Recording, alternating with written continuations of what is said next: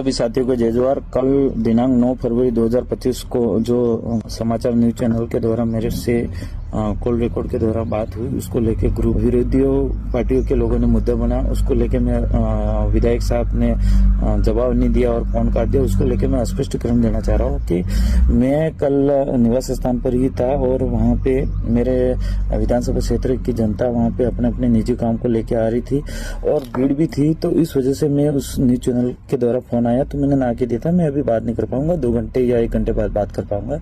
लेकिन उन्होंने जीत करी कि नहीं 1-2 मिनट की बात है, गणेश्वर को लेके आप बात कीजिए।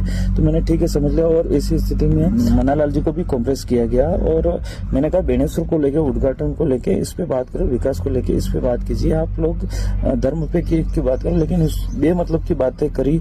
और फिर मन्नालाल जी क्या कह रहे थे वो भी समझ में नहीं आ रहा था, क्योंकि गांव में नेटवर्क का भी इश्यू बनता है। दे रही थी बाद में जाके मैंने पूरा सुना, जब वायरल हो गया तब सुना मेरे को।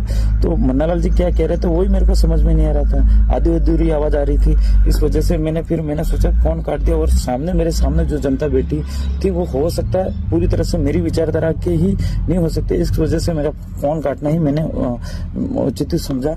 रही बात जो बेणका टापू भील आदिवासियों का आस्था स्थल है, वहाँ पे इस तरह से जाति और धर्म की बात होनी नहीं चाहिए।